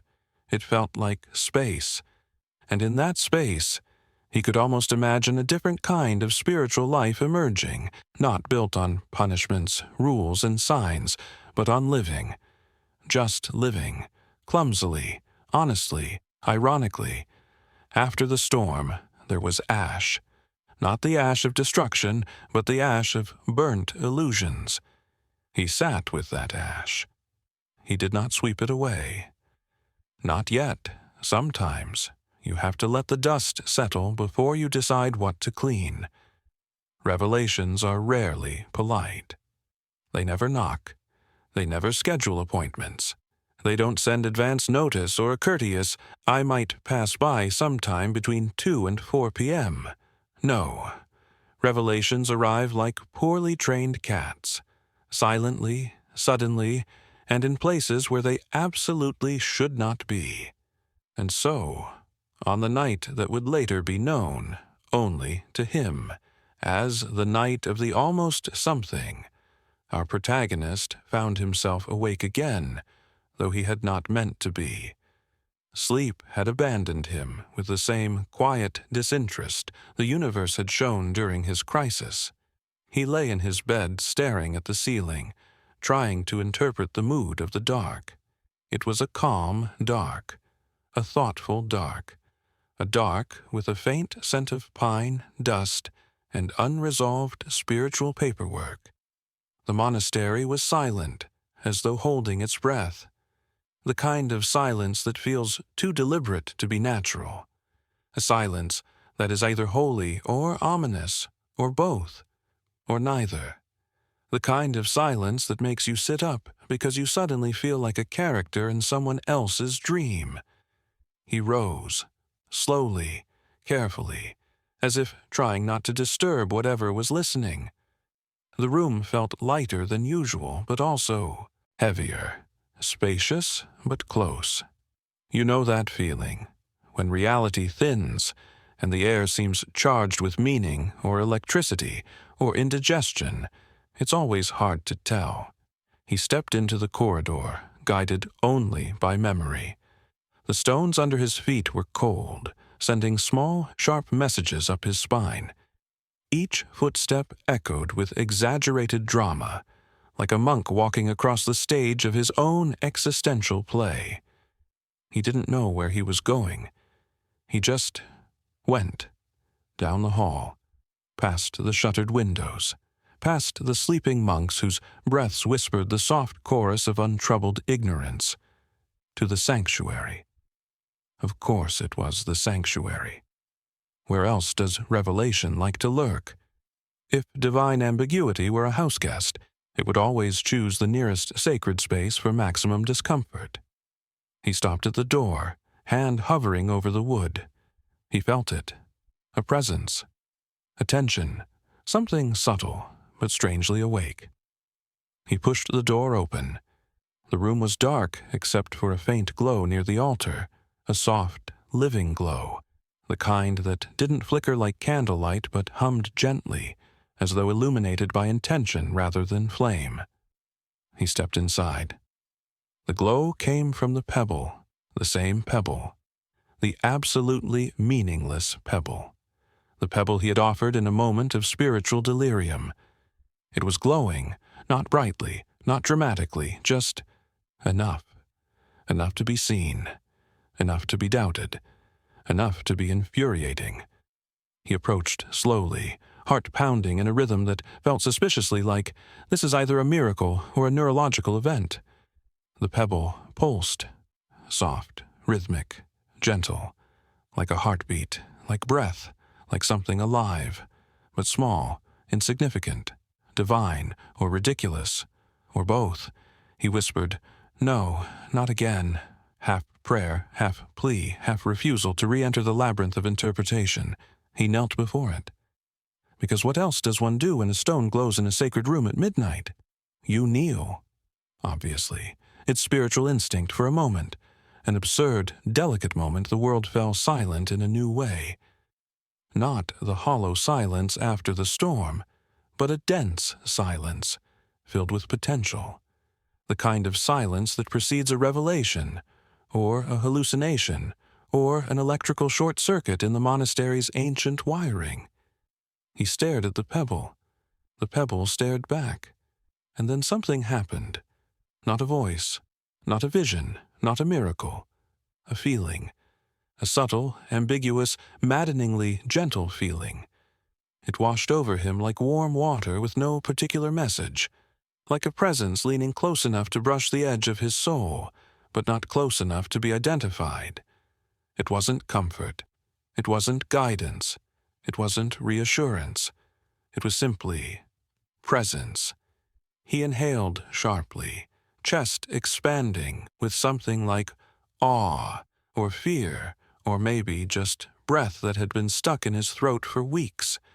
His eyes filled with tears he hadn't asked for. Not the desperate tears of crisis, not the hopeless tears of despair. These were different, soft, confused, surrendered, and then the pebble went dark. The glow vanished in an instant.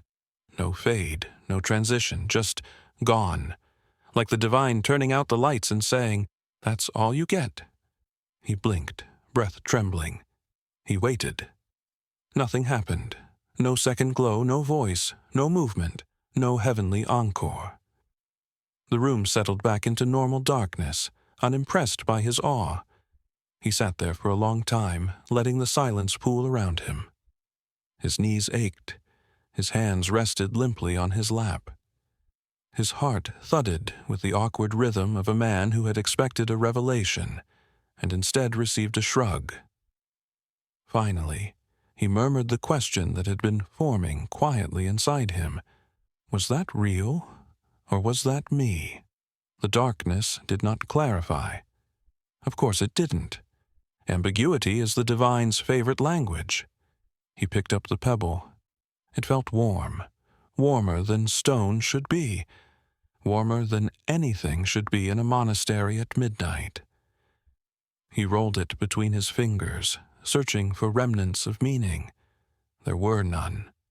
Whatever had happened, if anything had happened, was gone. He brought the stone close, pressed it gently to his forehead, and whispered, "Why can't you just tell me?" His voice cracked. He wasn't asking the pebble. Not really. He was asking everything.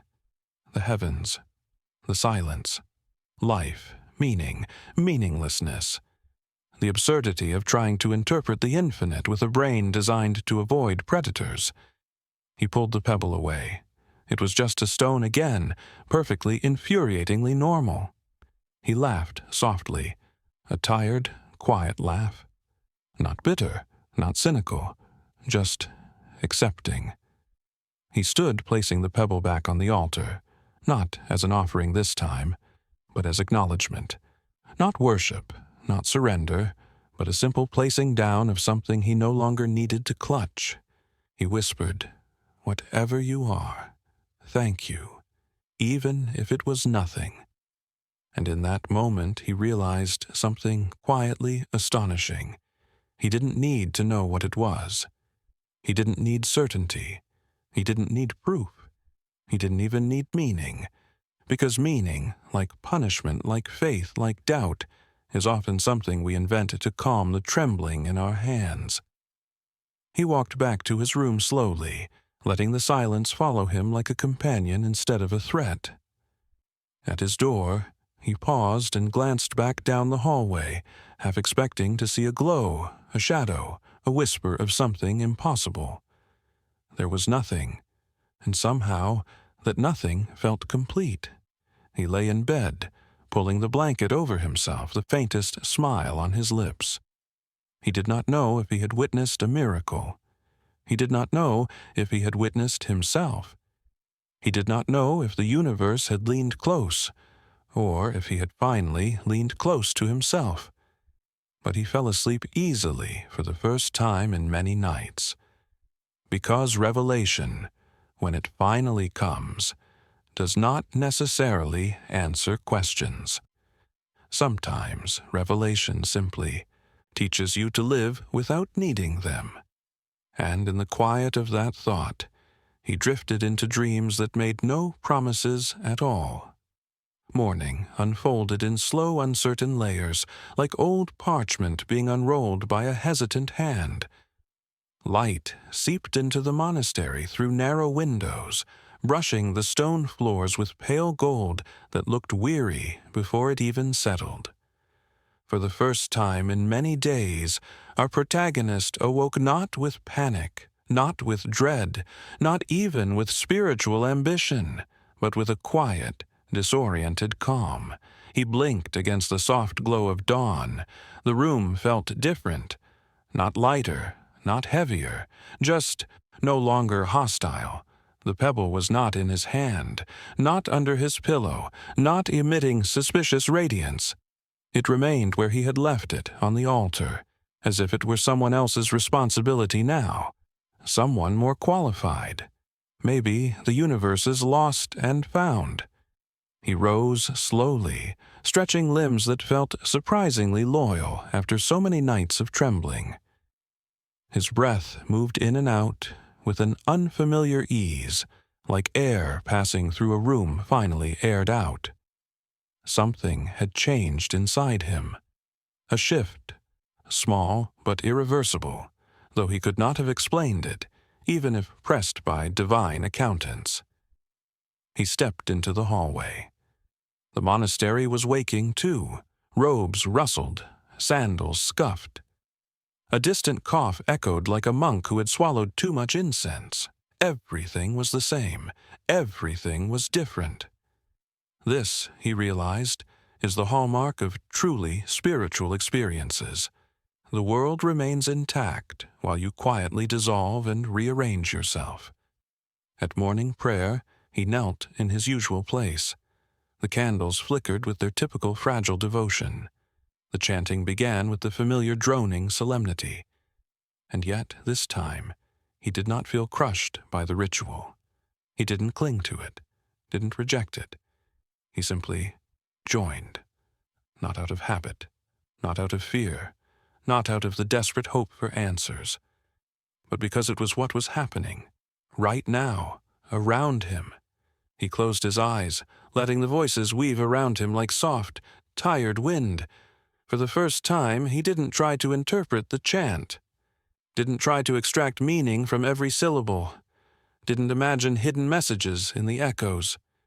He just listened, just breathed, just existed in the middle of a faith he no longer fully understood and no longer needed to pretend to. There is a kind of grace in giving up the illusion that you must decipher everything. When prayer ended, he did not linger. He stood, stretched subtly, and followed the others into the courtyard. The sun had climbed higher now, warming the stones enough to remind him that the world contained more than metaphysical dilemmas. There were plants to water, leaves to sweep, bread to bake, a life to live, even if it was quiet, monastic, and punctuated by existential confusion. He picked up the broom. The wooden handle felt smooth and familiar, but sweeping felt different today. Less like a chore, less like penance, more like participation. Dust rose in small, shimmering clouds. Light caught the particles like tiny galaxies. For a brief moment, just a brushstroke of time, he felt the warmth of something like joy. Not joy with trumpets, not joy with revelation, not joy with glowing pebbles, just the gentle kind, the kind that grows when you stop fighting the world and start letting it be absurd without taking offense. Another monk passed by and nodded to him. He nodded back. Simple, human. A gesture he had forgotten how to enjoy. He swept until his arms grew pleasantly tired. Then he rested on the edge of the fountain, listening to the water murmur in its ancient bowl, a sound that seemed wiser than any scripture. For a moment he wondered whether he should return to the sanctuary and retrieve the pebble. Bring it back to his room. Keep it. Study it. Search for meaning in its ordinary weight. He thought about it, truly considered it. And then he didn't. Instead, he whispered to no one in particular, "Not everything needs to be held." The water agreed with its soft, unbothered splashing. Throughout the day he noticed something subtle. He was less afraid of silence, less tempted to overinterpret sounds, less desperate for signs. This wasn't enlightenment. This was exhaustion that had blossomed into acceptance. He copied scrolls in the scriptorium with slower, steadier strokes. His handwriting remained flawed in the same charmingly disastrous ways. But now it didn't feel like theological failure. It just felt like handwriting. At one point, he paused mid-sentence, ink drying on the quill. He stared at the symbols before him, not searching for messages from above, but appreciating that these ancient marks were attempts, nothing more. Humans reaching for the infinite with hands too small. He smiled. Barely, but honestly. Later, during supper, he ate without analyzing the shape of his bread. No faces stared back at him. Or if they did, he was no longer auditioning for profit. Simplicity had returned. Not because life had simplified, but because he had stopped complicating it on purpose. When evening came and the monks gathered for prayer once more, he did something unusual. Instead of kneeling immediately, he lingered near the entrance of the sanctuary, staring at the altar from a distance. He wondered, just for a heartbeat, whether the pebble would glow again, whether something divine would hum beneath the air like an unresolved chord, whether the universe had one more message tucked away in the margins. He waited, just long enough to acknowledge the desire, not long enough to indulge it. Then he knelt. It was enough. The chant rose around him, slow and weary as always. The candlelight flickered with the soft anxiety of existence. Shadows danced on the walls like confused saints, trying to decide whether to stay or leave. He whispered a prayer, not to seek answers, not to erase doubts, not to summon miracles. He whispered a prayer of curiosity, a prayer of, if something is there, may I learn to see it kindly. If nothing is there, may I learn to live kindly anyway. He felt no presence, no warmth, no divine handshake, but he felt himself. And that was new. When prayer ended, he walked out into the night air, which tasted faintly of coal stone and philosophical fatigue. The moon hung low, watching him with its habitual disinterest. He whispered to it, "You're not trying to say anything, are you?" The moon, consistent with its centuries-long policy, remained silent. He chuckled, a genuine, small chuckle. Walking back to his room, he passed the sanctuary door again. He paused, hand hovering, heart steady. In the quietest voice, he murmured, maybe the punishment was thinking everything had to be meaningful. And then, after a moment's hesitation, he added with a dry, exhausted smile, and maybe the reward is that I don't have to anymore. He entered his room, closed the door, blew out the candle. Darkness embraced him, not threatening, not comforting, just there. He climbed into bed with the softness of someone finally allowing himself to rest. The night breathed around him, untranslatable, unclarified, unresolved. He fell asleep like a man who has surrendered not to belief or disbelief, but to the delicious uncertainty that lies between. In that drifting moment, just before dreams claimed him, one last thought surfaced, light as dust. Perhaps God was busy, or avoiding messages, like everyone does on Mondays, and with that small, cosmic joke warming his chest, he surrendered to sleep. The story, of course, does not end here. It never ends. It only rests, like a stone waiting to be picked up again. But for tonight, the questions, the signs, the punishments, the doubts, all sleep beside him in gentle, ambiguous peace. In the final hush of the night, when even the shadows seemed too tired to move, and the air felt like a blanket woven from old secrets, the monastery rested. Not peacefully, exactly. Peace was never its specialty, but quietly, a kind of quiet that had weight, a quiet that knew things, a quiet that had watched countless souls wrestle with themselves under its stone ribs. And in a small room with a single narrow window, our protagonist slept. Not dramatically, not prophetically, just humanly. His breathing was slow, steady, honest in a way that his prayers had not been for a very long time. Outside, the moon sagged toward the horizon like a tired sentinel who had kept watch over far too many existential collapses. The stars blinked as if struggling to stay awake. A faint breeze crawled across the courtyard, carrying dust that glittered like leftover fragments of forgotten revelations.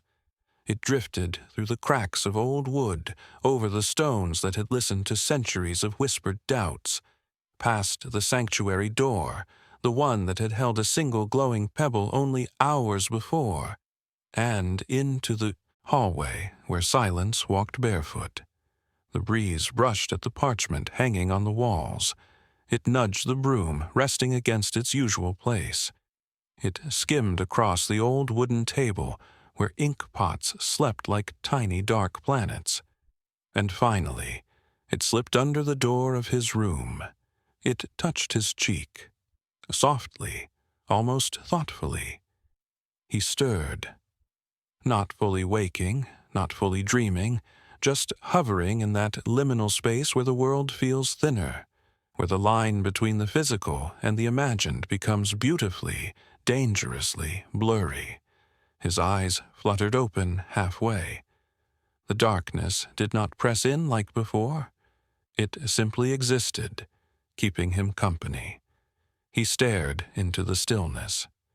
Something in that stillness felt familiar, like an old friend who never spoke, but always understood the shape of your silence. He sat up slowly, letting the cool air settle against his arms.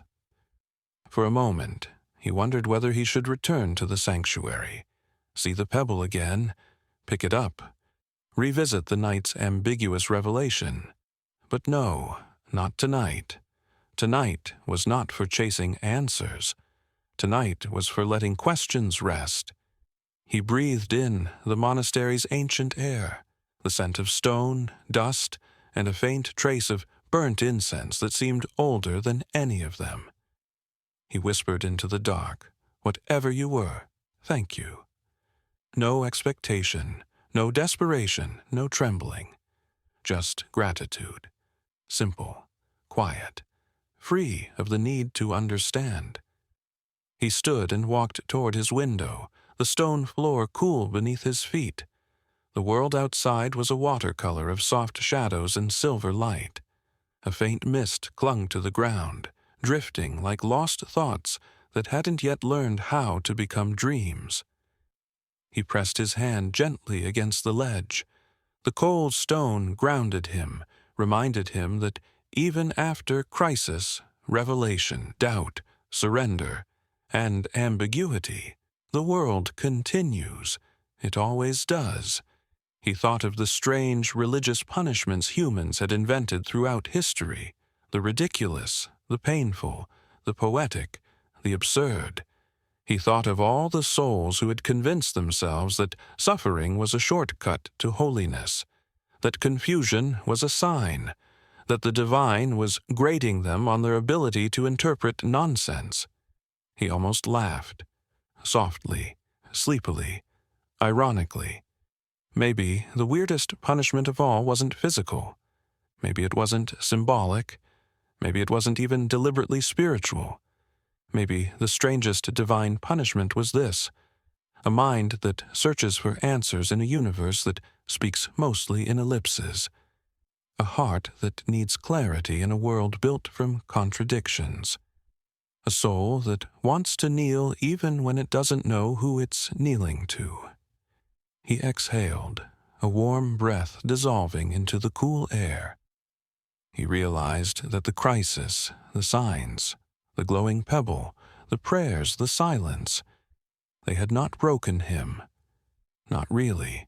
They had simply carved open a space where something truer could grow. Not faith, not doubt, but something in between, something human. He turned from the window and returned to his bed, lay down, pulled the thin blanket over his chest. He closed his eyes, just as the first true light of dawn brushed the mountains in the distance.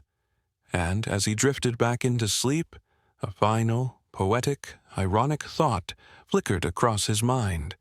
Perhaps the universe isn't silent at all. Perhaps it's just whispering in metaphors we haven't learned yet. A calm settled over him. A soft, ambiguous calm. No triumph, no despair, just rest. And in the sanctuary, quiet empty, indifferent. The pebble sat on the altar, still, cold, absolutely uncooperative, yet somehow important. A symbol not of answers, but of questions, not of certainty, but of curiosity, not of divine clarity, but of human perseverance. Outside, the breeze carried a final sigh across the monastery grounds. Dust floated in shifting rays of new sunlight. The world woke, gently, imperfectly, ironically. And somewhere, in the invisible pages of the cosmic narrative, a line was written: Faith never sleeps, even when you do. A candle flickered in a window. A shadow yawned. The universe stretched, scratched its metaphysical head, and whispered a question no one quite heard. The story closed its eyes. Not finished, just resting until the next night calls. And with that, my dear nocturnal wanderer of strange beliefs and stranger doubts, if this story kept you awake a little longer tonight, if it tangled itself quietly into your thoughts, or if it simply held your hand as you drifted towards sleep, then perhaps you know what comes next. If this story kept you awake a little longer tonight, subscribe to Religious Night Stories, where faith never sleeps, even if you do.